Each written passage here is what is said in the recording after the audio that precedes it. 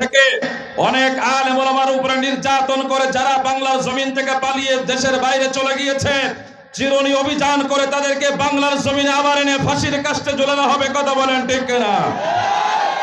এর জন্য মুসলমানদেরকে এক এবং ঐক্য হওয়ার দরকার। কথা বলেন ঠিক কিনা?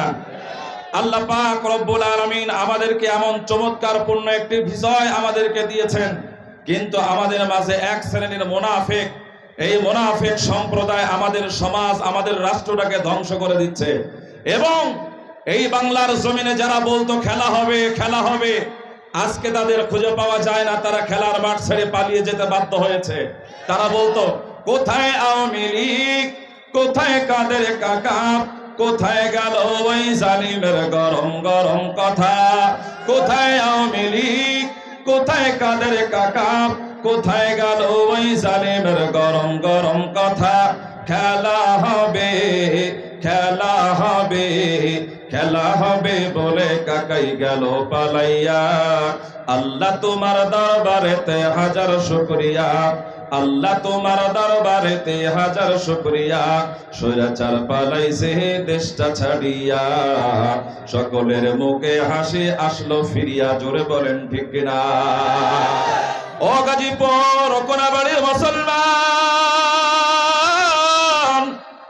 আল্লাহ পাক রব্বুল আলামিন মহাগ্রন্থ আল কুরআনুল কারীমের সূরা আল ইমরানের 19 নম্বর আয়াতে কারিমার ভিতরে তিনি বলেন ইন্নাদ দীনা ইনদাল্লাহিল ইসলাম। আল্লাহ পাক রব্বুল আলামিন তিনি বলেন ইন্নাদ দীনা ইনদাল্লাহিল ইসলাম। এই পৃথিবীর ভিতরে যতগুলা ধর্ম রয়েছে, সকল ধর্মের ভিতরে একটা ধর্ম আল্লাহর কাছে প্রিয়। একটু আওয়াজ করে বলেন তো দেখি সেই ধর্মের নাম কি? আরো একটু জোরে আওয়াজ করে বলেন কি নাম? গাজীপুরের মুসলমান, আল্লাহ পাক রব্বুল আলামিন সেই মহাগ্রন্থ আল কুরআনুল কারীমের সূরা আল ইমরানের 87 নম্বর আয়াতের ভিতরে তিনি বলেন ওয়া মাইয়াবতাগি গায়রাল ইসলামি দীনা ফালাই ইউকবালা মিন ওয়া হুয়া ফিল আখিরাতি মিনাল খাসিরিন।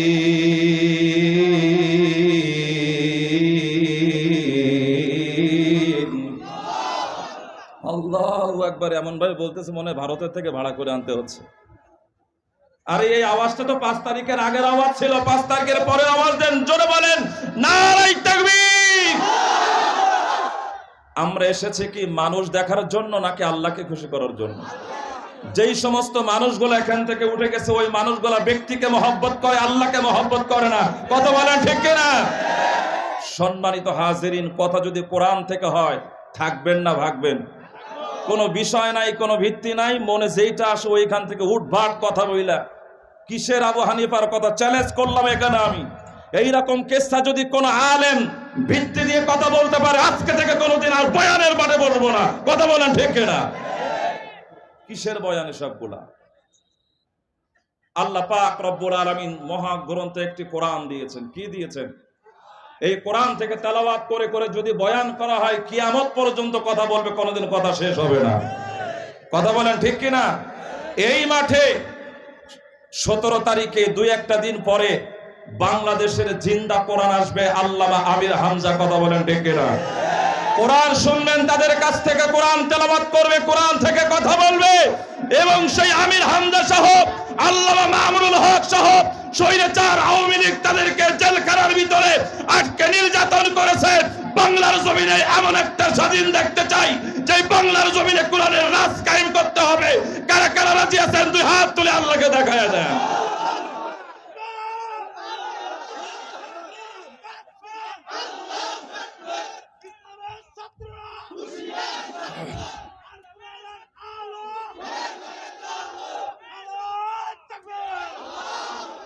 ভাই একটা কথা বলি, আমি প্রথম বলেছি কোরআনের জ্ঞান থাকলে পরে সকলেই ভালোবাসে। তার চেহারা খারাপ না ভালো, সে ভাইরাল না অভাইরাল, মানুষ এইটা দেখবে না। যদি কোরআন থেকে কথা হয় থাকবেন না ভাগবেন?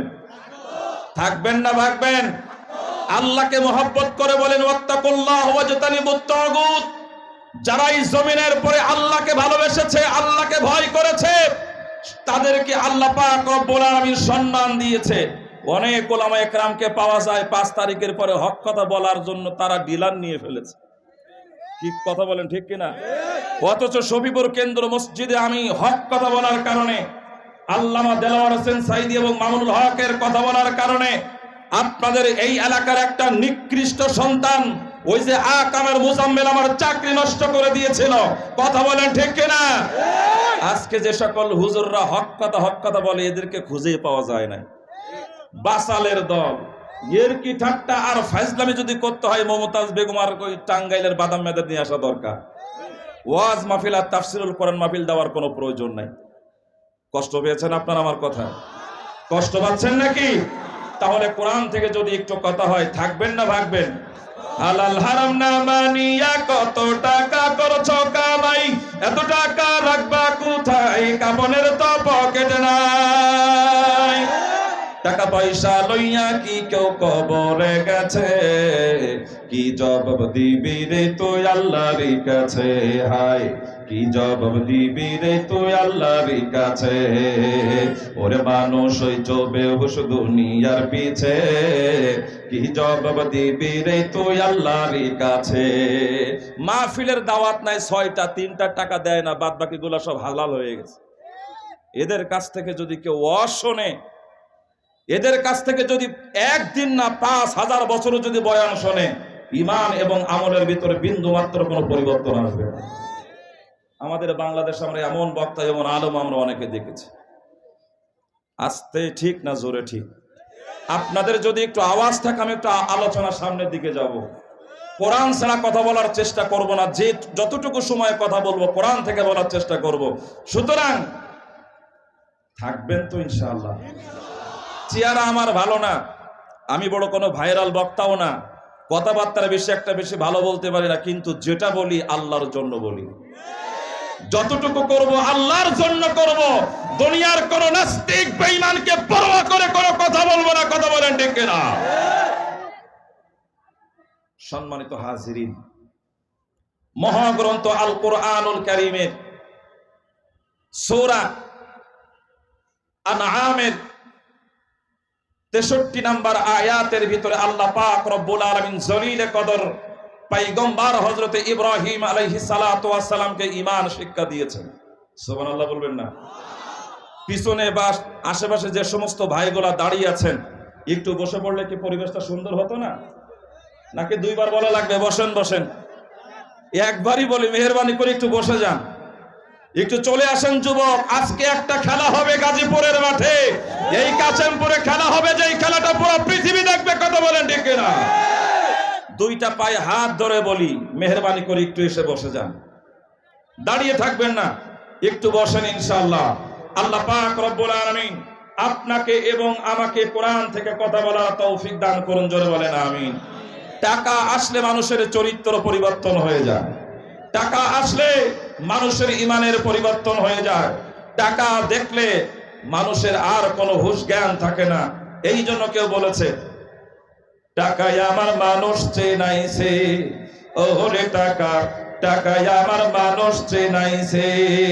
এই টাকার জন্য আয়না ঘরটা তৈরি করেছে, টাকার জন্য হেফাজতে আলেম মেরেছে, টাকার জন্য 5 তারিখে জনতা মেরেছে। টাকায় আমার মানুষ চেনাইছে, ওরে টাকা টাকায় আমার আলেম চেনাইছে। তবে টাকার থেকে ঈমান আমল দামি তুমি জানো, এই দুনিয়ায় ঈমান ছাড়া কাল হাসরে ঈমান ছাড়া দাম নাই রে কোন। জোরে বলেন ঠিক কিনা? ঈমান ঈমান ছাড়া কাল হাসরে কোনো দাম নাই, ঈমান ছাড়া কিয়ামতের ময়দানে কোনো দাম থাকবে না। বলেছেন কে? আল্লাহ পাক রব্বুল আলামিন, তিনি বলেছেন। একটু চা দেন। সম্মানিত হাজিরিন, সুতরাং কোরআন থেকে কিছু কথা আপনাদের সামনে বলার চেষ্টা করব। আল্লাহ তাআলা বলার তৌফিক দান করুন। মহাগ্রন্থ আল কোরআনুল কারীম সূরা আল আনাম, এই সূরা আল আনামের 43 নম্বর আয়াত এবং একের পরে এক আয়াতের মধ্যে আল্লাহ পাক রব্বুল আলামিন চূড়ান্ত পর্যায়ের কিছু কথা আপনাকে আমাকে শিক্ষা দিচ্ছেন। আল্লাহ পাক রব্বুল আলামিন তিনি বলেন, ইন্নামাল মুমিনুনা আল্লাযীনা ইযা যুকিরাল্লাহু ওয়াজিলাত কুলুবুহুম ওয়া ইযা তুলিয়াত আলাইহিম আয়াতুহু যাদাতুহুম ঈমানাও ওয়া আলা রাব্বিহিম ইয়াতাওয়াক্কালুন।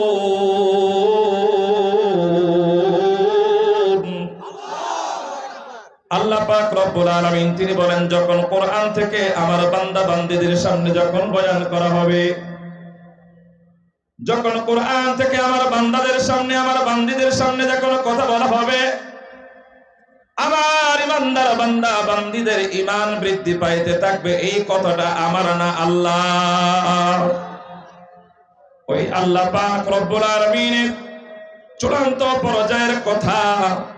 আল্লাহর কোন গোলাম যদি উন্মুক্ত ভাবে আল্লাহর জমিনে যদি বলার জন্য চেষ্টা করে, ইনিল হুকমু ইল্লা লিল্লাহ, আল্লাহ পাক রব্বুল আলামিন তাকেই বরকত দিবে।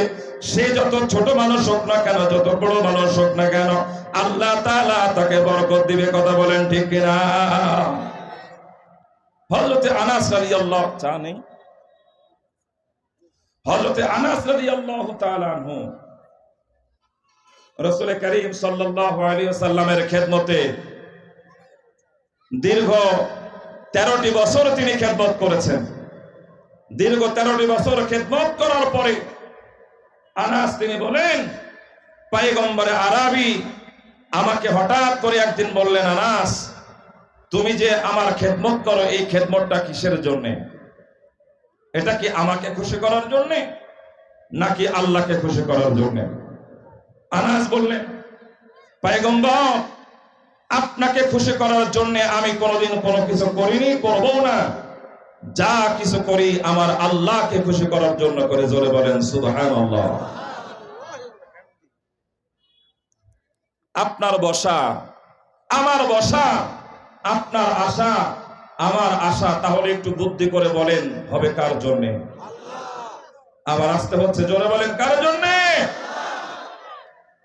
কুল ইন্না সালাতি ওয়া নুসুকি ওয়া মাহইয়ায়া ওয়া মামাতি লিল্লাহি রাব্বিল আলামিন।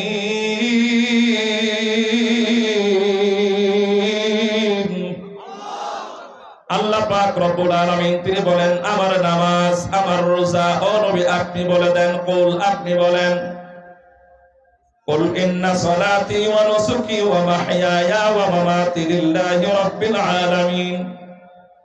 আমার নামাজ, আমার রোজা, আমার হজ, আমার যাকাত, আমার কুরবানি, আমার সিজদা, সবকিছু যদি আল্লাহ তাআলার জন্য হয়, জমিনের ভিতরে যা কিছু করবেন আল্লাহ পাক রব্বুল আলামিনের জন্য করবেন। আর ওই আল্লাহ পাক রব্বুল আলামিন আপনার প্রত্যেকটা কাজের ভিতরে বারাকা দান করবে। জোরে বলেন সুবহানাল্লাহ। কোরআন হলো আলোর মশাল, অন্ধকারের বাতি। কোরআন সবার চলার পথে নিত্যদিনের সাথী। কোরআন হলো ন্যায়ের প্রতীক, মিথ্যার অবসান। কোরআন হলো বিশ্ববাসীর শান্তির জয়গান। জোরে বলেন ঠিক না? সুতরাং কোরআন থেকে আমাদেরকে শিক্ষা নিতে হবে। কোরআন থেকে আল্লাহ পাক রব্বুল আলামিন জালিল কদর পয়গম্বর হযরতে ইব্রাহিম আলাইহিস সালাতু ওয়াস সালামকে তিনি শিক্ষা দিতেছেন। আল্লাহ তাআলা ইব্রাহিম আলাইহিস সালাতু ওয়াস সালামের ভিতরে আল্লাহ চেনার একটা মাধ্যম তিনি তৈরি করে দিতেছিলেন। কখন তৈরি করে দিতেছিলেন? ইব্রাহিমের বাবা আসর যখন ইব্রাহিমের মাথার উপরে মূর্তি তুলে দিয়ে বলল, বাজারে বিক্রি করে আসো। বাজার বিক্রি করে আসার সময় সেই মূর্তিগুলো তিনি ভেঙে ফেললেন। ভেঙে ফেলার পর ইব্রাহিম আলাইহিস সালাতু ওয়াস সালাম তার বাবার সাথে তর্কি শুরু করে দিলেন। আর ঠিক তেমন একটা সময় ইব্রাহিম তার বাবাকে বললেন, ও বাবা, আপনি কি এই মূর্তিগুলাকে ইলাহ হিসাবে মেনে নিলেন কিনা? কুরআনুল কারীমের সূরা আনআমের ভিতরে আল্লাহ পাক রব্বুল আলামিন তিনি বলেন, ওয়া ইয ক্বালা ইব্রাহিমু লিআবিহি আযারা আতাত্তাখিযু আসনামান আলিহা ইন্নী আরাকা ওয়া কওমাকা ফি যালালিম মুবিন। ইব্রাহিম আলাইহিস সালাতু ওয়াস সালাম বলেন, বাবা, আল্লাহ তাআলা বলতেছেন, স্মরণ করো সেই ইব্রাহিমের কথা, যখন ইব্রাহিম তার বাবা আজরকে বলেছিল, হে আমার বাবা, আতাত্তাখিযু আসনামান আলিহা। আসনাম শব্দের অর্থ হইল মূর্তি, আলিহা শব্দের অর্থ হইল ইলাহ বা প্রভু বা রব। আপনি কি এই মূর্তিগুলাকে রব হিসাবে মেনে নিলেন নাকি? ইন্নী আরাকা ওয়া কওমাকা ফি যালালিম মুবিন। নিশ্চয়ই আমি ধারণা করতেছি আপনি এবং আপনার কওম স্পষ্ট ভ্রান্তির ভিতরে নিমজ্জিত রয়েছেন। সম্মানিত হাজিরিন, ইব্রাহিম আলাইহিস সালাতু ওয়াস সালাম যখন তার বাবাকে এমন কথা বলে ফেললেন, তার বাবা বলতেছে, তুমি কি বলতে চাও? তুমি কি আমার এই মূর্তিগুলা আমার প্রভুদেরকে তুমি কি মানো না? বলে, আজও মানি না, কালও মানি না। কেন? যেই মূর্তি নিজে নিজে বড় হতে পারে না, নিজে নিজে সে তৈরি হতে পারে না, সেই মূর্তি আপনাকে আমাকে উপকার করবে, সহযোগিতা করবে, এটা কখনো হতে পারে না। কথা বলেন ঠিক কিনা? পৃথিবীতে এখনো পর্যন্ত সেই মূর্তির উপাসনা করার লোক আছে না নাই? দুর্গা পূজার সময় মা বানায়া মার মুখে শুধু বলে খাও খাও খাও। যে মা খাইতে পারে না তার মুখে শুধু ঠাসতে থাকে, ঢুকাইতে থাকে। আর যে আপন মা খেতে জানে, যে আপন বাবা খেতে জানে, সেই পিতা মাতার মুখে খাবার দেয় না, এমন সন্তান দুনিয়ার পরে আছে না নাই? তুই জিন্দা থাকতে এক মুঠো ভাত, তুই জিন্দা থাকতে এক মুঠো ভাত দাও নাই মা বাবার মুখে, মরলে খাওয়াও পাড়ার লগড়েকে। ওরে মানুষ, মরলে খাওয়াও পাড়ার লগড়েকে। মাসে মাসে অনেক টাকা তুমি ব্যাংকে রাখো জমা, বাড়ি বাড়ি ভিক্ষা করে তোমার বাবা মা। তোর বউয়ের হাতে সোনার বালা, তোর বউয়ের হাতে সোনার বালা, দিন যায় তার কত সুখে, মরলে খাওয়াও পাড়ার লগড়েকে। ওরে মানুষ, মরলে খাওয়াও পাড়ার লগড়েকে। আসে না?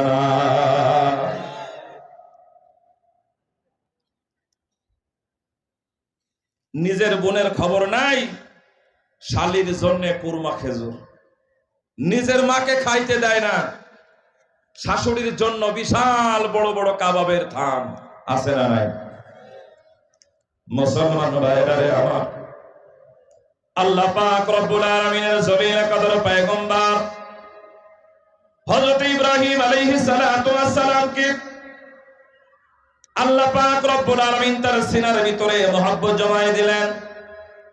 আল্লাহ পাকের মহব্বত এমন একটা মহব্বত আল্লাহ পাক রব্বুল আলামিন তিনি জমায়ে দিলেন, যেই মহব্বতের কথা ইব্রাহিম আলাইহিস সালাতু ওয়াস সালামের কথা আপনার আমার নবীর কাছে আল্লাহ তাআলা প্রেরণ করেছেন। একটু জোরে বলা যাবে কি সুবহানাল্লাহ? আল্লাহ পাক রব্বুল আলামিন তিনি বলেন, ও পয়গম্বর আপনি একটু শুনে রাখেন, জিবরাইল আমিন আপনার নবী আমার নবী মুহাম্মদ রাসূলুল্লাহ সাল্লাল্লাহু আলাইহি ওয়াসাল্লামের কাছে বলতেছেন, ও পয়গম্বর, আল্লাহ পাক রব্বুল আলামিন যখন ইব্রাহিম আলাইহিস সালাতু ওয়াস সালামকে এই জমিনের ভিতরে পাঠিয়ে দিবেন, সেই সময় একজন জালেম শাসক ছিল, যেই শাসকের নাম হইল নমরুদ। জোরে বলেন নাম কি? আর জোরে জোর হলো না? নমরুদ, তার নাম হইল নমরুদ, তার মানে তার কোনো গুণই নাই। কথা বলেন ঠিক কিনা? কোনো গুণ নাই। এই নমরুদের কাছে একজন জ্যোতিষী এসে বলতেছে, এ নমরুদ, আমি রাতের বেলা স্বপ্ন দেখলাম তোমার এই বিশাল বড় সিংহাসন, তোমার এই রাজত্ব টিকবে না। নমরুদ শোনার সাথে সাথে ওই মানুষটাকে ধরে একেবারে জেলখানা নামক আয়নাঘরের ভিতরে ঢোকায় দিছে। কি ঘর? আয়না ঘর। আমাদের বাংলাদেশে ছিল কিনা? আয়নাঘর আছে, আয়নাঘর থাকবে। যেই সকল মানুষরা, যেই স্বৈরাচাররা ওই আয়নাঘরের ভিতরে আমাদের দেশের সুনামধন্য সন্তানদেরকে আটকে রেখেছিল, আবার তাদেরকে বিদেশ থেকে এনে 2 মিনিটের জন্য হলেও আয়নাঘরের ভিতরে ঢোকানো দরকার। কথা বলেন ঠিক না? তাতে করে তাদেরও একটু অভিজ্ঞতা হবে যে আমরা কত বড় জুলুম করেছিলাম। মুসলমান ভাইরা আমার, ইব্রাহিম আলাইহিস সালাতু ওয়াস সালাম তার বাবার সাথে যখন এমন ভাবে তর্ক করলেন, তর্ক করার পর আল্লাহ পাক রব্বুল আলামিন তার আগে থেকে প্রস্তুতি গ্রহণ করতেছেন। আমার জলিলে কদর পয়গম্বর, জলিলে কদর একজন নবীকে আমি আল্লাহ তাআলা দুনিয়ার ভিতরে পাঠায়া দেব, দুনিয়ার ভিতরে প্রেরণ করব। আল্লাহ পাক রব্বুল আলামিন দুনিয়ার ভিতরে পাঠাবেন তার নবীকে, তার বান্দাকে, আর নমরুদ বন্ধ করে রাখবে। একটু বুদ্ধি করে বলেন তো, আল্লাহ জিতে যাবেন না নমরুদ জিতে যাবে? ওয়ামাকারু ওয়ামাকারাল্লাহ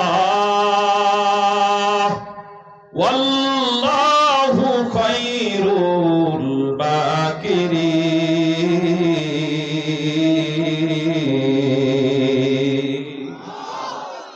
দুনিয়ার পুরো পৃথিবীর মানুষগুলো যদি ষড়যন্ত্র করে আর আল্লাহ পাক রব্বুল আলামিন যদি সম্মান দিতে চায়, আল্লাহ পাক রব্বুল আলামিন যদি ইজ্জত দিতে চায়, পৃথিবীর মানুষের সমস্ত ষড়যন্ত্রগুলো ধূলিসাৎ হয়ে যাবে। আল্লাহ পাক রব্বুল আলামিনের সিদ্ধান্ত বাস্তবায়ন হয়ে যাবে। যার দৃষ্টান্ত আল্লাহ তাআলা কুরআনুল কারীমের সূরা আনআমের ভিতরে আল্লাহ তাআলা দিয়েছেন, বলেন সুবহানাল্লাহ। নমরুদের কাছে ওই ব্যক্তি এসে বলতেছেন, নমরুদ যদি আপনি আমার কথা না শোনেন তাহলে আপনার সিংহাসন নষ্ট হয়ে যাবে। শুধু তাই নয়, আপনার সিংহাসন খান খান হয়ে যাবে। সাথে সাথে নমরুদ ওই ব্যক্তিকে হাতের থেকে হাত কড়া খুলে দিল, তাকে বাহির করে আসতে বলল। নমরুদের হাত দেখে বলতেছেন, আমি একজন জ্যোতিষী। কি জ্যোতিষী? ওই যে ছোটবেলায় গান শুনছেন না, জ্যোতিষী রে জ্যোতিষী হাত দেখিয়া কও দেখি, মনে মনে যারে চাই তারে পাবো কি। গান শুনছেন ছোটবেলায়, ওইটা আমি বলেছি শুধুমাত্র বোঝানোর জন্য। জ্যোতিষী হাত দেখে বলে, নমরুদ আমি একজন জ্যোতিষী, আমি আপনার কাছে এসেছি আপনার কল্যাণের জন্য, মঙ্গলের জন্য। যদি আপনি আমার কথাটা মনে প্রাণে বিশ্বাস করে নেন, আমার কথাটা যদি আপনি শুনে নেন, তাহলে আপনার সিংহাসন ঠিক থাকবে, আপনার রাজত্ব ঠিক থাকবে। আর আমার কথা যদি আপনি না শোনেন, আপনার সিংহাসন নষ্ট হয়ে যাবে, আপনার রাজত্ব নষ্ট হয়ে যাবে।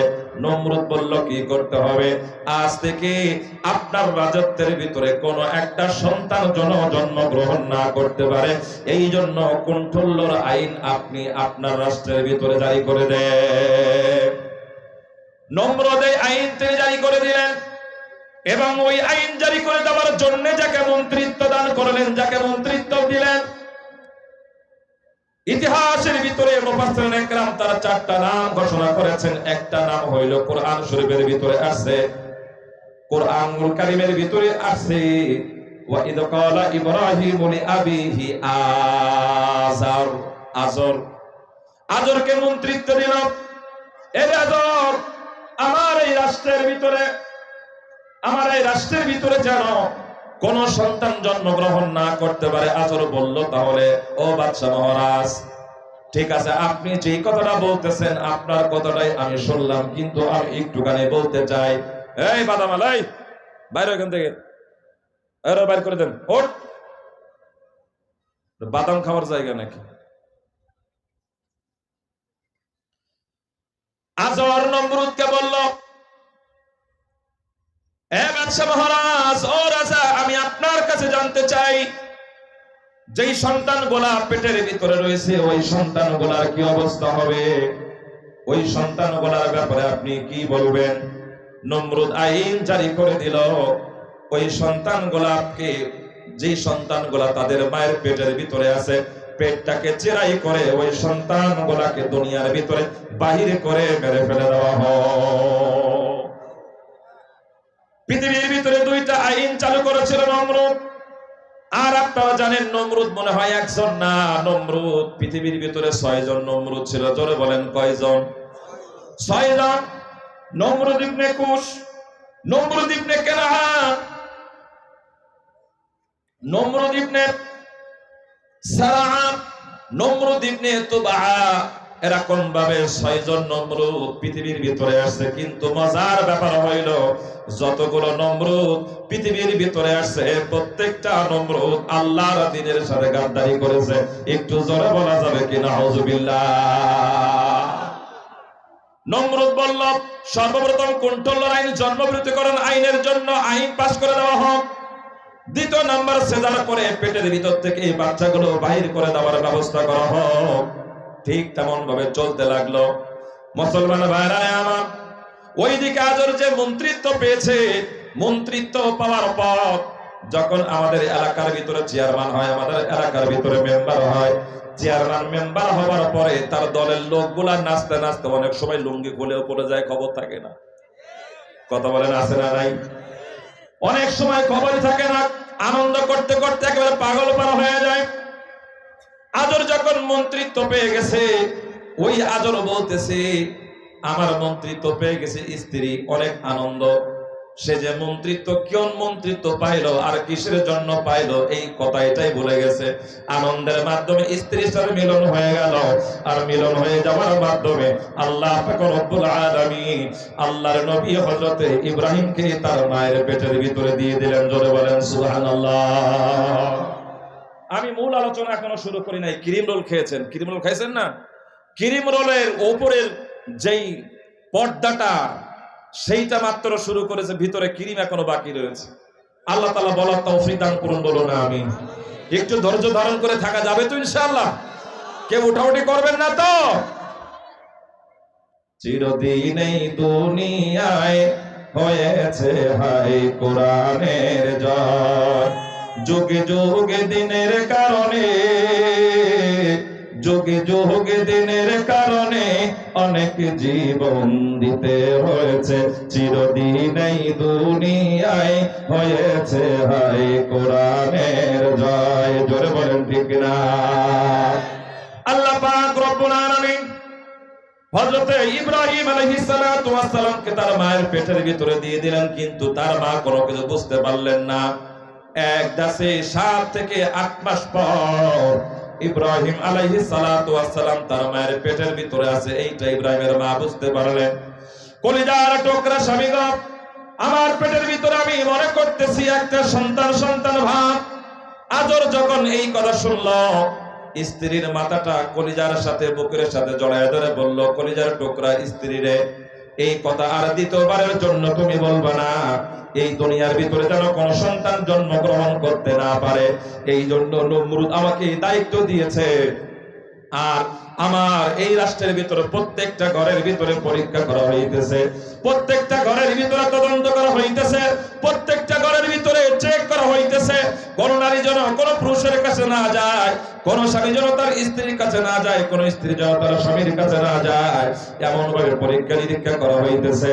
কিন্তু আমার ঘর পরীক্ষা নিরীক্ষা করা হয় না, কারণ আমি তো মন্ত্রী। যেই রকম ভাবে বাংলার জমিনে হয়েছে, নেতা কর্মীরা ফেন্সিডিলের বিরুদ্ধে বক্তব্য দেয়, টিভির সামনে বক্তব্য দেয়, ক্যামেরার সামনে বক্তব্য দেয়, পরের দিন সকালে দেখলাম ওই নেতাগুলা আবার ক্যাসিনোর ভিতরে গিয়ে ধরা খায়।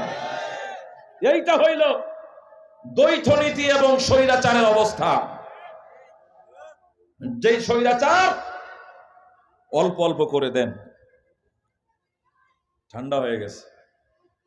আপনাদের খারাপ লাগতেছে না তো? আলোচনা চলবে না, দোয়া করে ছেড়ে দিব। মুসলমান ভাইরা রে আমার, ইব্রাহিম আলাইহিস সালাতু ওয়াস সালাম তার মা যখন তার স্বামীর সাথে বললেন, মনে হয় আমার পেটের ভিতরে সন্তান সন্তান ভাব মনে হইতেছে। আজর বলল, কোন রকম আওয়াজ করো না। কিছুদিন পরে আল্লাহর নবী আল্লাহ তাআলা ইব্রাহিম আলাইহিস সালাতু ওয়াস সালামকে দুনিয়ার ভিতরে পাঠিয়েছে। সুবহানাল্লাহ। কাজে বাড়ি গিয়ে বললেন, আল্লাহ পাক রব্বুল আলামিনের জলিল কদর বান্দা ইব্রাহিম আলাইহিস সালাতু ওয়াস সালাম তার মা কোলে করে নিয়ে তার বাবার কাছে যখন দিল, আজর যখন কোলে নিয়েছে, মাথার ভিতরে টেনশন ছিল, সন্তানকে যখন আমার কাছে দেওয়া হবে, ওই সন্তানকে দুনিয়ার পরে বাঁচিয়ে রাখবো, মাটির ভিতরে একেবারে দাফন করে ফেলবো। কিন্তু সন্তানটাকে যখন আজরের কাছে দেওয়া হলো, আজরের কাছে দেওয়ার সাথে সাথে আজরের অন্তরের ভিতরে মহব্বত দিয়ে দিয়েছেন কে? মায়ের একদার দুধের দাম কাটিয়া গায়ের চাপ, পাপস বানাইলে ঋণের শোধ হবে না। এমন দরদি হবে কেউ হবে না আমার মা গো, এমন দরদি হবে কেউ হবে না আমার বাবা গো। জোরে বলেন ঠিক না? ও কোনাবাড়ির মুসলমান, আল্লাহ পাক রব্বুল আলামিন আজরের অন্তরের ভিতরে মহব্বত দিয়ে দিয়েছে। আজর সন্তানটাকে একেবারে কপালে চুম্বন করে স্ত্রীর কাছে দিয়ে বলতেছে, স্ত্রী রে, কলিজার টুকরা স্ত্রী, এমন একটা সন্তান জন্ম দিয়েছ, ওর জন্য আমার অন্তরের ভিতরে এত মহব্বত, আমার অন্তরের ভিতরে এত ভালোবাসা জমে গেছে। তুমি আমার সন্তানকে বিন্দু মাত্র জন্য কান্না করাবা না। তোমার দুধের বুঠা আমার সন্তানের মুখের ভিতরে সব সময় দিয়ে রাখবা। আমার সন্তান যেন একটা সেকেন্ডের জন্য না কান্দে। একটু আওয়াজ করে বলেন সুবহানাল্লাহ। বড় হইতে লাগলেন, তাফসীরের কিতাবগুলোর ভিতরে এসেছে ওই ইব্রাহিম আলাইহিস সালাতু ওয়াস সালামের বয়স যখন 9 বছর বা 13 থেকে 14 বছর, ঠিক সেই রকম সময় ইব্রাহিমের বাবা তার মাথার উপরে এক জোড়ি মূর্তি দিয়ে দিল। মূর্তি দেওয়ার পর বলল, বাজারে গিয়ে বিক্রি করে আসো। বাজারে বিক্রি অল্প কিছু হয়েছে, ফেরার পথে ইব্রাহিম চিন্তা করে দেখলো, এই মূর্তি নিজে নিজেই সে জন্মগ্রহণ করতে পারে না, ওই মূর্তি আমাদের কোনো উপকার করতে পারে না। ভাঙ জোরে জোরে ভেঙে ফেল, রাস্তায় ফেলে ভেঙে ফেলে দিয়েছে। বড়টা শুধুমাত্র রেখে বাবার কাছে আসছে, কিন্তু বাবা তো বুঝতে পেরেছে এ সব কিছু আমার ছেলের কাজ। কার কাজ? ছেলের কাজ। আমাদের মাদ্রাসার ছাত্রগুলা একটা ভাঙ্গা মোবাইল যদি তারা পায়, ওই ভাঙ্গা মোবাইল দিয়ে ওরা অনেক কিছু করে ফেলতে পারে। একজন বলতেছে যে তুমি বলো তো এই পুকুরে পানি কত মন পানি হবে বা কত গিলাস পানি হবে? মাদ্রাসার ছাত্র বলতেছে যে তাহলে আপনি সর্বপ্রথম গিলাসটা আমার কাছে দেন, গিলাসটা কেমন সাইজ হবে, আমি গিলাস সাইজ অনুযায়ী পুকুরে কতটুকু পানি আছে মেপে আপনার কাছে বলে দিব। মুসলমান ভাইরা আমার, ইব্রাহিম আলাইহিস সালাতু ওয়াস সালামের সাথে তার বাবার যখন তর্ক শুরু হয়ে গেল, তর্ক যখন শুরু হয়ে গিয়েছে, ঠিক তেমন একটা সময় ইব্রাহিম আলাইহিস সালাতু ওয়াস সালাম তার বাবাকে বলে ফেললেন, বাবা, ওয়াইদ ক্বালা ইব্রাহিমু লিআবিহি আযারা। আমি যেই আয়াত তেলাওয়াত করেছি, আয়াতটা বোঝানোর জন্য আমি ইব্রাহিমের জীবনের শুরু থেকে টান দিয়েছি। আর এই টান দেওয়াটা তাফসীরের কিতাবের ভিতরে আছে। ইব্রাহিম আলাইহিস সালাতু ওয়াস সালামের ব্যাপারে আল্লাহ তাআলা বলেন, আর স্মরণ করো ইব্রাহিম যখন তার পিতা আযরকে বলেছিলেন, আতাত্তাকিযু আসনামান আলিহা, আপনি কি ওই মূর্তিগুলাকে ইলাহ হিসেবে গ্রহণ করবেন নাকি? ইন্নী আরাকা ওয়া কওমাকা ফি যালালিম মুবিন, আমি মনে করতেছি, আমি ধারণা করতেছি, আরাকা ওয়া কওমাকা, আপনি এবং আপনার কওম স্পষ্ট ভ্রান্তির ভিতরে নিমজ্জিত রয়েছেন। একটু জোরে বলা যাবে কি সুবহানাল্লাহ? ছোট্ট বাচ্চা সন্তান যখন বিচক্ষণতার সাথে যখন পরিচয় দেয়, ওই সন্তানের দিকে পিতামাতার নজর, মুরব্বীদের নজর চলে যায়। জোরে কথা বলেন ঠিক কিনা? মুসলমানের ভাইরা আমার, আল্লাহ পাক রব্বুল আলামিন ইব্রাহিমের দিকে নজর দিয়ে দিয়েছেন। জোরে বলেন আল্লাহু আকবার। ইব্রাহিমের দিকে নজর দিয়ে দিয়েছে। জিবরাইল আমিনকে হুকুম করলেন, জিবরাইল, আমার ইব্রাহিমকে প্রথম আসমান পর্যন্ত তুলবা। কিসে করে তুলবো? পাথরের উপরে তৈলা, মাশরিক থেকে মাগরিব পর্যন্ত, জুনুব থেকে শিমাল পর্যন্ত আমার ইব্রাহিমকে সুন্দর করে তুমি দেখাইবা। জিবরাইল আমিন ইব্রাহিম আলাইহিস সালাতু ওয়াস সালামকে পাথরের উপরে তুললেন। সুবহানাল্লাহ বলে না, এত কিপটা মানুষ কেন? ইব্রাহিম তার জীবনে 2 বার পাথরে উঠেছে। জোরে বলেন কয়বার? নতুন কিছু আমার কাছ থেকে আজকে আপনারা জানতে পারবেন। আপনারা জানেন ইব্রাহিম তার জীবনে একবার পাথর উঠছে মাকামে ইব্রাহিম, আল্লাহ তাআলার ঘর নির্মাণ করার সময়। কিন্তু না, জীবনে তিনি 2 বার পাথরের উপরে উঠেছে। একবার হইল জীবনের শুরু লাইনে, আল্লাহ পাক রব্বুল আলামিন তাকে পাথরের উপরে উঠাইয়া প্রথম আসমান পর্যন্ত নিয়েছেন। প্রথম আসমান পর্যন্ত নেওয়ার পর আল্লাহ পাক রব্বুল আলামিন পুরো পৃথিবীটাকে ঘোরায়া ইব্রাহিম আলাইহিস সালাতু ওয়াস সালামকে দেখিয়েছেন। সেই কথাটা কোরআনুল কারীমের পরের আয়াতে সূরা আল ইমরানের পরের আয়াতের ভিতরে আল্লাহ তাআলা বলতেছেন, জোরে বলেন সুবহানাল্লাহ। ওয়া কাযালিকা নুরি ইব্রাহিম মালাকুতাস সামাওয়াতি ওয়াল আরদি ওয়ালিয়াকুনা মিনাল মুকিনিন।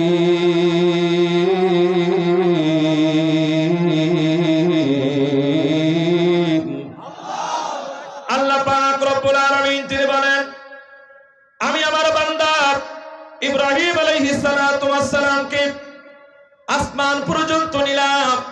আসমান পর্যন্ত নেওয়ার পর পুরা পৃথিবীটাকে সুন্দর করে আমি আল্লাহ তাআলা তাকে দেখায়া দিলাম।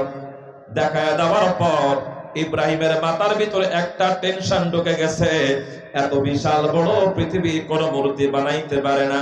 এত বিশাল বড় পৃথিবী বানানোর মালিক একজন আছে না নাই? আছে। তিনার নাম কি? আরো আসতে বলেন কি নাম? সিনার সবটুকু আওয়াজ উজাড় করে দিয়ে আল্লাহকে ডাক দেন, আল্লাহ।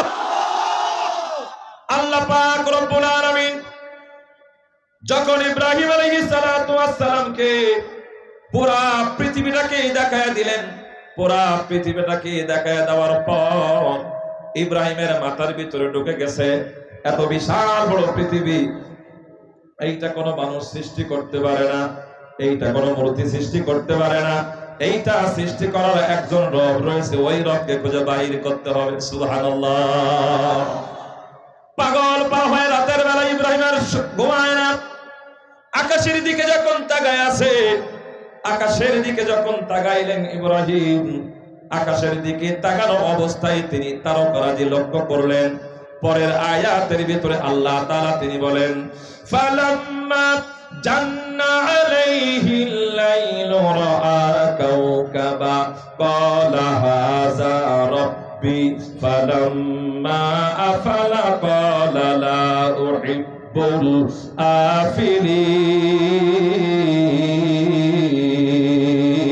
আফিলিন। ইব্রাহিম আলাইহিস সালাতু ওয়াস সালামকে আল্লাহ পাক রব্বুল আলামিন তারকারাজি দেখাইলেন, নক্ষত্র দেখাইলেন। ইব্রাহিম যখন তারকারাজিগুলা দেখলেন, তিনি মনে করলেন ক্বালা হাযা রাব্বি, মনে হয় এইগুলা আমাদের রব। আপনাদের খারাপ লাগতেছে নাকি?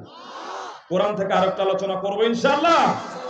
ইব্রাহিম আলাইহিস সালাতু ওয়াস সালাম তিনি বলেন ক্বালা হাযা রাব্বি, মনে হয় এই তারকারাজিগুলা আমার রব। কিন্তু না, ফালাম্মা আফালা ক্বালা লা উহিব্বুল আফিলিন।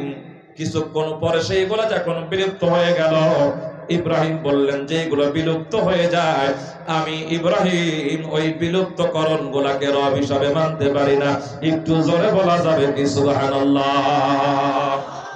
ইব্রাহিম আলাইহিস সালাতু ওয়াস সালাম কি আল্লাহ পাক রব্বুল আলামিন এরপরে তিনি বলেন, ফালাম্মা রাআল কমারা বাযিগান ক্বালা হাযা রাব্বি ফালাম্মা আফালা ক্বালা লা ইল্লাম ইয়াহদিনি রাব্বি লাআকুনান্না মিনাল কওমিয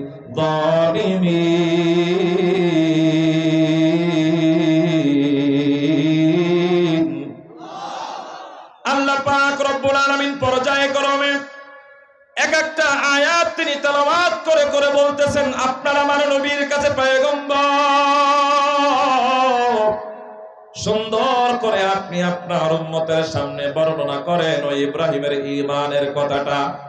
আমি যখন ইব্রাহিম আলাইহিস সালাতু ওয়াস সালামের কাছে এমন ভাবে কুরআনুল কারীমের আয়াতগুলা আমি একের পর এক দেখাইতে থাকলাম। ইব্রাহিম রাতের বেলা ঘুমায় না, দিনের বেলা ঘুমায় না, কোনো কিছু খায় না, শুধু আকাশের দিকে তাকায় আছে। চমৎকার পূর্ণ চাঁদ দেখার পর ইব্রাহিম আলাইহিস সালাতু ওয়াস সালাম তিনি মনে করলেন, মনে হয় এইটা আমার রব। তিনি বললেন ক্বালা হাযা রাব্বি। এরপরে ওই চাঁদ যখন আবার চলে গেল, ইব্রাহিমের অনেক কষ্ট লেগে গেল, ওইটা বাদ দিয়ে দিলেন।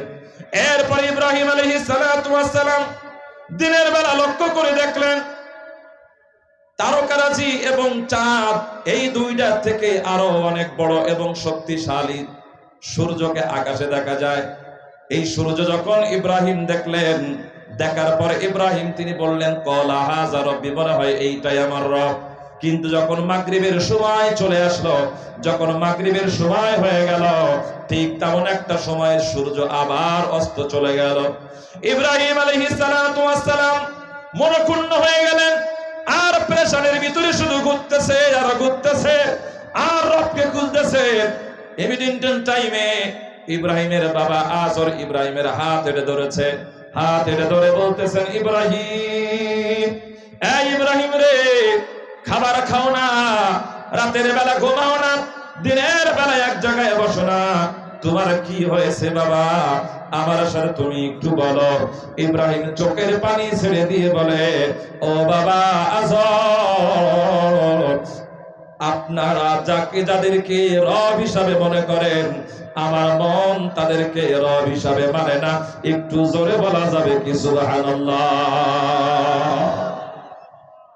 ইব্রাহিম আলাইহিস সালাতু ওয়াস সালাম তার বাবার সাথে কথা বলতেছেন, আর তার বাবা জিজ্ঞাসা করতেছে, তাহলে তুমি কাকে কাকে রব হিসাবে তুমি মানো না বা তোমার মনে হয় না? আমি লক্ষ্য করলাম তারকারাজি, আমি লক্ষ্য করলাম চাঁদ, আমি লক্ষ্য করলাম সূর্য, একটাও রব হওয়ার কোন যোগ্যতা রাখে না। সুবহানাল্লাহ বলেন। এই কথা শোনার পর আজর নরমের সাথে সন্তানকে আদর করার জন্য আসছিলেন, আরো গরম হয়ে গেছে। সাথে সাথে সন্তানের সাথে তর্ক করে নমরুদের কাছে চলে গেল। নমরুদের কাছে যাওয়ার পর নমরুদকে গিয়ে বলতেছে, ও বাদশা মহারাজ, আপনাকে তো আমি রব হিসাবে মানি, আপনার কাছে একটু বলতে চাই, আমার সন্তান ঘটনাক্রমে আপনি নিষেধ করার পরে, আমার স্ত্রীর সাথে মিলিত হওয়ার পরে আমার সন্তানটা দুনিয়ার পরে চলে আসছে। কিন্তু আমি আপনার কাছে বলতে চাই, আপনি যদি আমার বিচার করেন তারপরেও আমার কোনো দুঃখ নাই। জন্মের পরের থেকে এবং জন্ম হওয়ার পরে আমার পিতামাতা আত্মীয় স্বজন সকলকে যাদেরকে রব হিসাবে ইবাদত করতে দেখেছি, আমার সন্তান তাদেরকে রব হিসাবে মানে না। আমার সন্তানকে আপনি বিচারের আওতায় নিয়ে আসেন। আলেম যখন মাটির নিচের কথা বলে তখন আলেম মসজিদের ইমাম সাহেব অনেক ভালো হয়ে যায়, কথা বলেন ঠিক কিনা? যখন আসমানের উপরের কথা বলে তখন তার আর কোনো সমস্যা হয় না।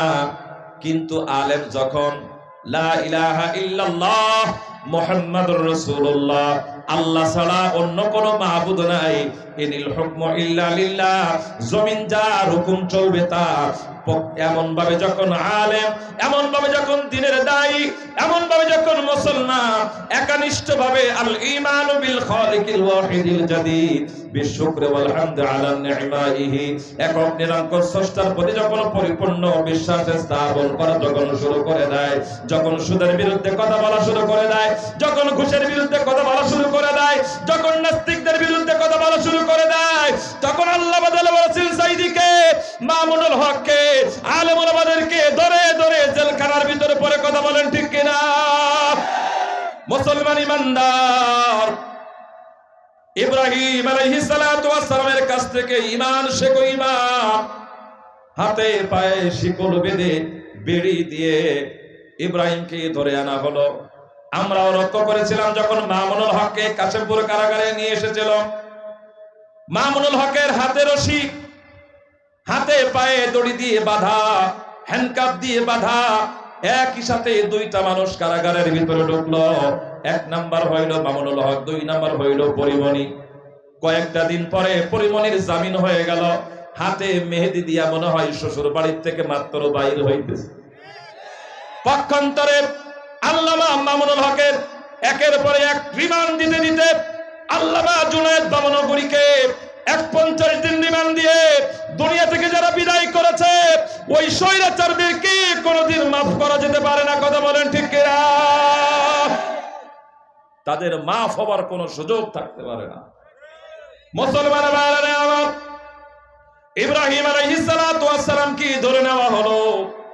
আর ঠিক এমন একটা সময় নমরুদ জিজ্ঞাসা করতেছে, ইব্রাহিম তুমি কি মূর্তিগুলাকে রব হিসাবে মানো না? বলে না। তারকা বলে না, সূর্য বলে না, চাঁদ বলে না, আমাকে মানো, বলেন না এইগুলাকে মানি না, তোমাকে তো মানার কোনো সুযোগই নাই। সুবহানাল্লাহ বলেন। ঈমান কি জিনিস দেখেন, ঈমান কি জিনিস। যদি ঈমানের উপর বলিয়ান থাকতে পারেন, কোন নাস্তিক বেঈমান, কোন কামান, কোন বারুদ, কোন পারমাণবিক বোমা মুসলমানদেরকে দবিয়ে রাখতে পারে না। কারণ মুসলমানরা যেই কদম সামনে দেয়, মুসলমানদের ইতিহাসে সেই কদম পিছনে নামার কোনো ইতিহাস নাই। চিৎকার মেরে বলেন কথা ঠিক না বেঠি? ইব্রাহিম বলল, তোমাকে তো রব হিসাবে মেনে নেওয়ার কোনো সুযোগই আমার কাছে নাই। বলে তাহলে তুমি কাকে রব হিসাবে মানো? ইব্রাহিম আওয়াজ করে বললেন, ইন্নী, সকলে পড়তে পারেন, ইন্নী ওয়াজ্জাহতু ওয়াজহিয়া লিল্লাযী ফাতারাস সামাওয়াতি ওয়াল আরদা হানিফা ওয়া মা আনা মিনাল মুশরিকিন।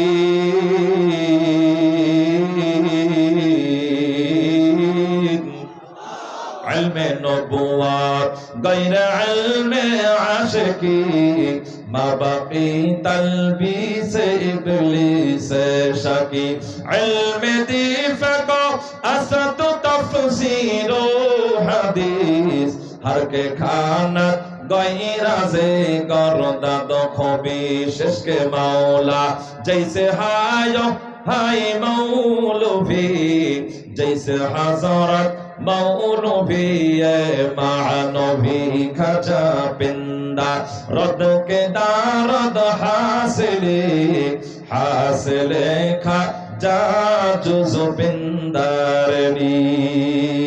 আল্লাহর বান্দা হযরত ইব্রাহিম আলাইহিস সালাতু ওয়াস সালাম তিনি বলেন, ইন্নী ওয়াজ্জাতু ওয়াজহিয়া লিল্লাযী ফাতারাস সামাওয়াতি ওয়াল আরদ, আমি মনে প্রাণে বিশ্বাস স্থাপন করি, আসমান জমিন যিনি বানিয়েছে, পৃথিবীর কোন মাখলুক বানাইতে পারেন না। আমার মুখটাকে, আমার সিনাটাকে, আমার বিশ্বাসটাকে ওই আসমান জমিনের মালিক আমার রব আল্লাহর দিকে ফিরায় নিতেছি। একটু জোরে বলা যাবে কি সুবহানাল্লাহ? আল্লাহ তুমি দয়া সাগর রহমানুর রহিম, তোমার দয়ায় পূর্ণ আমার সারা নিশিদিন। তুমি পারো করতে মোচন অভাব দুঃখীর লোকে, তুমি পরম মুক্তি দাতা মালিকে জগতে, তোমার দয়ায় বেঁচে আছি আমরা নিশিদিন। তুমি আমার দয়ার মালিক, তুমি তো জমিন। জোরে বলেন আল্লাহু আকবার, আর জোরে বলেন আল্লাহু আকবার। গাজীপুর কোনাবাড়ির মুসলমান, জালিলে কদর পয়গম্বর হযরতে ইব্রাহিম আলাইহিস সালাতু ওয়াস সালাম চমৎকার ভাবে তিনি সুন্দর করে বলে দিলেন, আমি মুশরিক নয়। ইন্নী ওয়াজ্জাতু ওয়াজহিয়া লিল্লাযী ফাতারাস সামাওয়াতি ওয়াল আরদ পরিপূর্ণ ব্যাখ্যা করে এবং অর্থগুলো তুলে আমি বয়ান করার সুযোগ পাচ্ছি না। আমি মূল কথাগুলো বলে আমার মূল জায়গায় চলে যেতে চাই। ইব্রাহিম বললেন, আমি তোমাদের মতন মুশরিক নয়, আসমান জমিনের যিনি মালিক, আমার চেহারাটা, আমার অন্তরটা, আমার কলবটা আমি সেই আল্লাহর দিকে ঘুরাইয়া দিলাম। এই কথা বলার পর নমরুদের মাথা গরম হয়ে গেল। বলে তাহলে কি আমাকে তুমি রব হিসাবে মানো না? বলে না, তোমাকেও রব হিসাবে মানি না। বলে তোমার আল্লাহ, তোমার রব কি করতে পারে? বলে আমার আল্লাহ, আমার রব বাঁচাইতে পারে, আমার আল্লাহ মৃত্যু দিতে পারে। তিনি যখন এমন করে তিনি বলে দিলেন, নমরুদ বলে জেলখানার ভিতর থেকে দুইজন বাহির করে নিয়ে আসো। একজনকে ছেড়ে দিল, আর একজনকে মেরে ফেলে দিল। বলে এই দেখো, আমিও বাঁচাইতে পারি, আমিও মৃত্যু বরণ করাইতে পারি। ইব্রাহিম চালাকি করে বলে ফেললেন, আমার আল্লাহ ওই মৃত্যু ব্যক্তিকে বাঁচাইতে পারে। একটু বুদ্ধি করে বলেন তো দেখি, নমরুদ মৃত্যু ব্যক্তিকে বাঁচাতে পারবে নাকি? নাস্তিকরা বলে আল্লাহ বলতে কেহ নাই, আসমান জমিন নাকি এমনি এমনি হয়েছে। আমি বলি নাস্তিক, তোর বাপ আর তোর মা যদি একাত্রিত মিলিত না হইতো, তোর মতন নাস্তিকের জন্ম হতো না। কথা বলেন ঠিক কিনা? আল্লাহ পাক রব্বুল আলামিনের নবীকে ইব্রাহিম আলাইহিস সালাতু ওয়াস সালামকে হুকুম করা হলো, আগুনের ভিতরে ঢেলে দাও, আগুনের ভিতরে ফেলে দাও। দীর্ঘ আলোচনা, লম্বা আলোচনা আমি সংক্ষেপ করে বলার চেষ্টা করতেছি। মুসলমানের ভাইরা আমার, বিশাল বড় অগ্নিকাণ্ড করে আগুনের ভিতরে ফেলে দেওয়া হলো। আগুনের ভিতরে ফেলে দেওয়ার পর প্রায় 18 থেকে 19 কিলোমিটার দূর থেকে বসে বসে নমরুদের 5 বছরের কন্যা, যার নাম হইল জামিলা, জোরে বলেন নামটা কি? জামিলা 18 থেকে 19 কিলোমিটার দূর থেকে বসে বসে দেখতেছে যেই মানুষটার জন্য আগুনের ব্যবস্থা করা হলো, ওই মানুষটার একটা অঙ্গ তো দূরের কথা, একটা পশম পর্যন্ত পড়ে না। একটু জোরে বলা যাবে কি সুবহানাল্লাহ? আল্লাহ পাক রব্বুল আলামিন হুকুম করে দিলেন, কুলনা ইয়া নারু কুনি বারদাও ওয়া সালামান আলা ইব্রাহিম। হে আমার আগুন, আগুনকে হুকুম করলেন আল্লাহ তাআলা, ইয়া নার, হে আগুন, বারদাও ওয়া সালামান আলা ইব্রাহিম, আমার ইব্রাহিমের জন্য শীতল হয়ে যাও, ঠান্ডা হয়ে যাও। যখন এমন করে আল্লাহ পাক রব্বুল আলামিন তার মাখলুক আগুনকে হুকুম করে দিলেন, ওই আগুন অঙ্গ প্রত্যঙ্গ পোড়ানো তো দূরের কথা, ইব্রাহিমের একটা পশম পর্যন্ত পোড়াইল না। আর একবার জোরে বলা যাবে না সুবহানাল্লাহ? মুসলমানের ভাইরা আমার, ইব্রাহিম আলাইহিস সালাতু ওয়াস সালামকে দীর্ঘদিন আগুনের ভিতরে রাখা হলো। দীর্ঘ সময় দূর থেকে তাকায়া তাকায়া দেখতেছে 5 বছরের কন্যা জামিলা। আর বাবাকে একবার নাই, দুইবার নাই, 18 থেকে 22 বার পর্যন্ত বলল, বাবা একটা বার লক্ষ্য করে দেখো, তুমি যার জন্য এত আয়োজন করেছো, ওই ইব্রাহিমের একটা পশম পর্যন্ত পড়ে না, বরং ইব্রাহিম আগুনের ভিতরে বসে বসে কি যেন খাইতেছে। সুবহানাল্লাহ।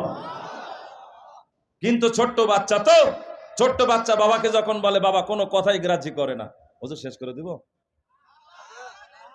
চলবে একটু? আপনাদের কষ্ট হচ্ছে না তো? আমি তো কোনো ভাইরাল বক্তা না, চলবে ইনশাআল্লাহ। ছোট্ট বাচ্চা মেয়ে বাবাকে যখন ডেকে বলে, বাবা তো গুরুত্বই দেয় না। অথচ আল্লাহ রাসূল সাল্লাল্লাহু আলাইহি সাল্লাম তিনি বলেন, তোমাদের সন্তানাদি যখন তোমাদের কাছে কোনো কথা বলতে আসে, ধৈর্য ধারণ করে তোমরা তোমাদের সন্তানের কথাগুলো শোনো।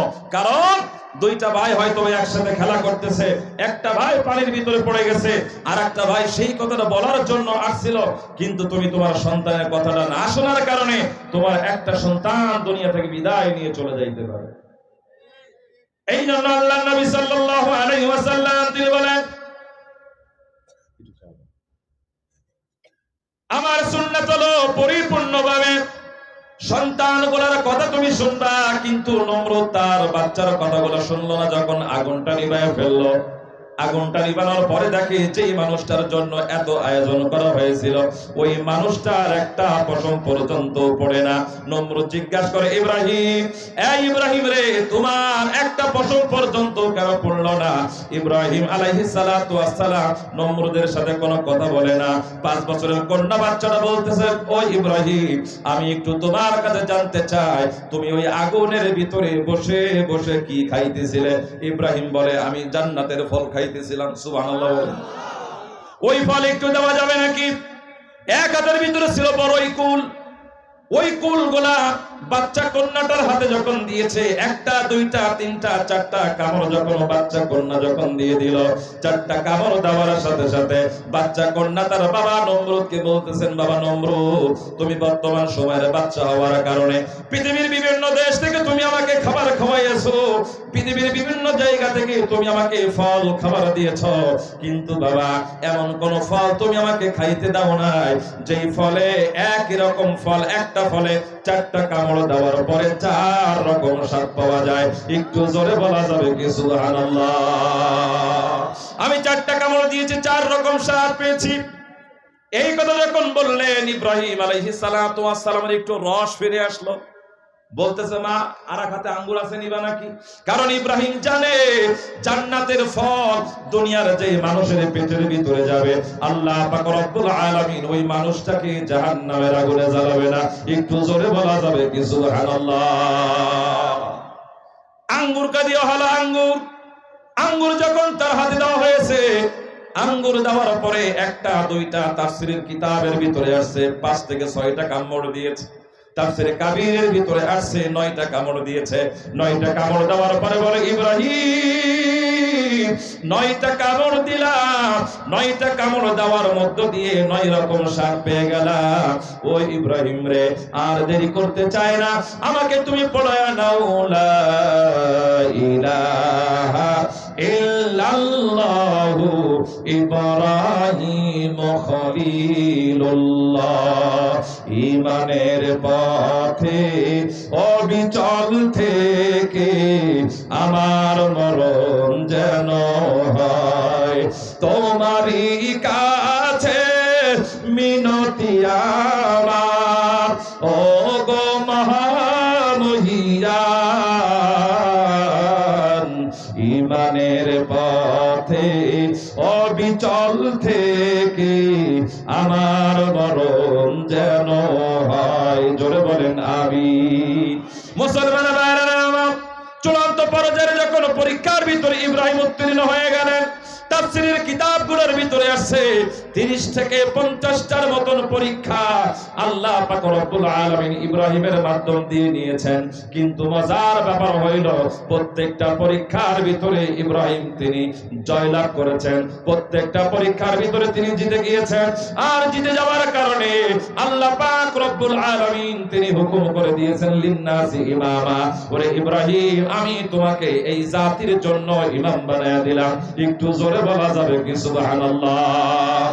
মিল্লাতা আবিকুম ইব্রাহিম হুয়া সাম্মাকুমুল মুসলিমিন।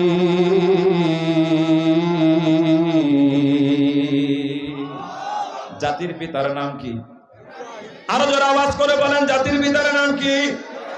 জাতির পিতার নাম ইব্রাহিম। বঙ্গবন্ধু ঘোড়ার ডিম, কথা বলেন ঠিক কিনা? আমাদের জাতির পিতার নাম ইব্রাহিম। আর বঙ্গবন্ধু, সেই বঙ্গবন্ধুকে যারা জাতির পিতা হিসাবে আমাদের মাথার উপরে চাপিয়ে দিয়েছিল, বাংলার জমিনে আমরা অনেক কিছু দেখেছি। দোয়েল তুমি জাতীয় পাখি, মদের বাংলাদেশে জাতীয় ফল শাপলা তুমি থাকো খালে ভেসে। জাতীয় ফল জাতীয় পশু রয়্যাল বেঙ্গল টাইগার সুন্দরবনে। জাতীয় পশু হইলে কি আর সম্মান পাওয়া যাবে স্কুল কলেজ ভার্সিটিতে? জাতির পিতার নামে জাতির পিতা হইলে কি আর জান্নাত পাওয়া যাবে? জোর করে জাতির পিতা হিসেবে যদি আমাদের ঘাড়ের উপরে চাপায়া দেয়, ওই জাতির পিতাকে জান্নাতে যেতে পারবে নাকি? এই যে আনসার একাডেমি ক্যাম্পের যেই মূর্তিটা নির্মাণ করেছিল আমাদের বৈষম্য বিরোধী ছাত্র আন্দোলনের সেই সন্তানগুলো বলতেছে কল্ল ধৈরা মারোটান শেখ মুজিব খান খান। এদের স্লোগান, আহারে দীর্ঘদিন আপনি ক্ষমতায় থাকার পরে এইগুলাই পাইলেন। আপনি রাস্তা বানান, কালভার্ট বানান, বড় বড় বিল্ডিং বানান, কিন্তু এই রাস্তা দিয়ে হাঁটবে কে? বিল্ডিং এ থাকবে কে?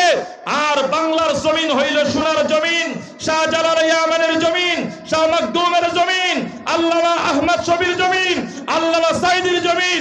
সেই জমিনে গাদ্দারি করবেন, বাংলার জমিনের মুসলমান মেনে নিবে না, মেনে নিবে না। কথা বলেন ঠিক কিনা?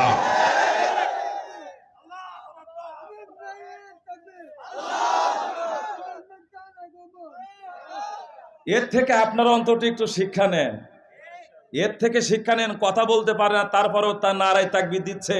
আর যারা কথা বলতে পারে তারা ভদ্র হয়ে বসে আছে, বলে হুজুর জিহাদ জিহাদ জিহাদ চাই, পিডানি থাকলে আমরা নাই।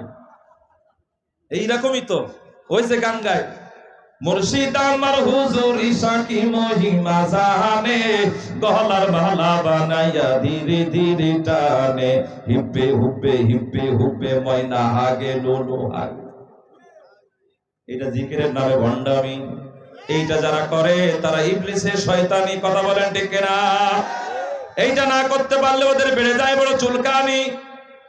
যদি ভালো না হয় ঘরের ভিতরে ঢুকাইয়া দিবেন গরম গরম পিডানি। কথা বলেন ঠিক কিনা?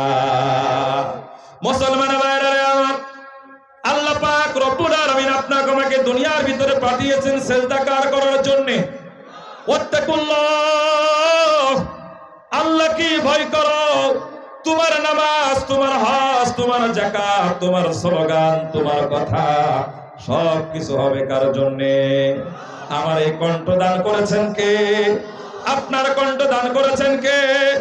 আপনার আমার সব এই নিয়ামতগুলা যদি আল্লাহ দিয়ে থাকে, ওই আল্লাহর দেওয়া কণ্ঠ দিয়ে এই গভীর রজনীতে আল্লাহ পাক রব্বুল আলামিনকে একটা ডাক দেন, আল্লাহ। দয়াময় মালিক, ইব্রাহিমকে আপনি যেমন ভাবে হিকমত শিক্ষা দিয়েছেন, যেমন ভাবে আপনাকে চিনার মতন তৌফিক দান করেছে, আয় আল্লাহ তাআলা এই গভীর রজনীতে আপনার কাছে কুদরতি দুইটা হাত পেতে দিয়া বলি, আমাদেরকে তেমন একটা ইলম দান করেন, আমাদেরকে তেমন একটা হিকমত দান করেন, আয় আল্লাহ আমাদেরকে তেমন একটা ঈমান দান করেন, বাংলার জমিনে যেন কোরআনের রাজ কায়েম করতে পারি। একটু চিৎকার মেরে হাত তুলে দিয়ে বলেন আল্লাহু আকবার। আরো জোরে বলেন আল্লাহু আকবার। আল্লাহ তাআলা কবুল করেন, জোরে বলেন আমিন। সারা জীবন দুনিয়ার পরে বেঁচে থাকা যাবে না, মাটির কবরে চলে যেতে হবে মুসলমান। ইব্রাহিম মাটির কবরে চলে গেছে, সাদ্দাত মাটির কবরে চলে গেছে, নমরুদ মাটির কবরে চলে গেছে, আবু বকর মাটির কবরে চলে গেছে, ওমর মাটির কবরে চলে গেছে, আপনার আমার নবী মাটির কবরে চলে গেছে। কোরআনুল কারীমের ভিতরে সূরা আনআমের আয়াতগুলোর ভিতরে আল্লাহ পাক রব্বুল আলামিন চমৎকার করে করে আপনার আমার নবীকে শোনাইলেন।